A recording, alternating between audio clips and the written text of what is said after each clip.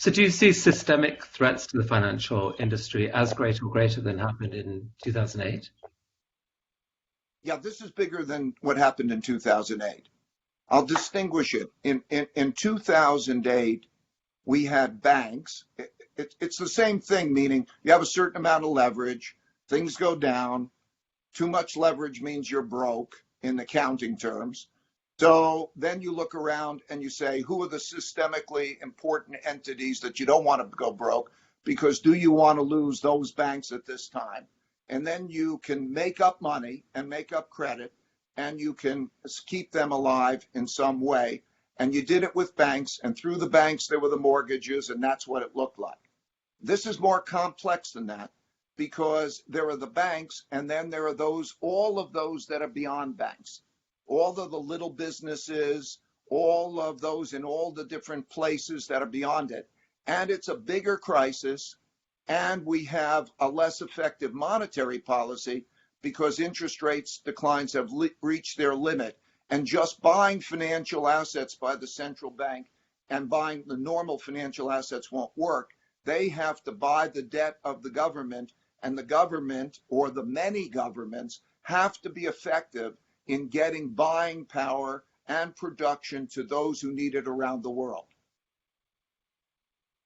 I'm going to ask one last question, and then I'll be back at the end of the hour. Sorry, it's be back to you. But though, given how bleak that is, people are asking what kinds of industries, organizations, companies have the best prospects of thriving going forward. Well, that's the beauty of it. There are two types, basically. There are those that are stable meat and potatoes, not leveraged kind of companies, the Campbell soup equivalent, like everybody's going to use them all time kind of thing. And then there are the innovators. The innovators, like we're talking about Marco. You had Marco on before. And that new innovation, those who can adapt well and innovate well and don't have balance sheet problems. In other words, they have strong balance sheets, so they're going to be able to play the game without having that. They will be great winners. And so there's always new inventions, new creativity. That is the new adaptation that becomes a company and an entrepreneur.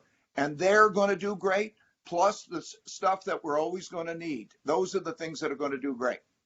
The markets are off, depending on what market and depending on what country you're in, something in the vicinity of 25 to 45 or 50%, depending what currency you're managing in.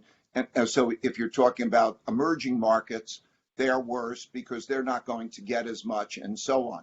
I can describe what I see, okay? We see something like $20 trillion of losses. Okay, we see, so if you work that through and you say you don't have money and you don't have credit, your business can fail. You know this, we see this all around us. So there can be failures when there can't be payments. And so the question is who gets what check to make those payments and get past it. But we're going to have a giant restructuring of the IOUs, and we're going to work out when hospitals can go broke, because this is terribly costly for hospitals, and they will not fully recover their losses. Hospitals will go broke, even though we know that they need them. So when you have to go entity by entity through this, and then you'll go through the process of who will pay. So this is not, some people mistake this as there is a virus, and the virus may come and go. Okay, maybe we never see it again. I don't think that's likely, but the people who tell me say, but who knows? But if it never came back again, there will be those who are broke and who will have loss of income. We're going to change how we operate in a way. The supply lines are going to change. In other words, self-sufficiency. What is self-sufficiency now going to mean?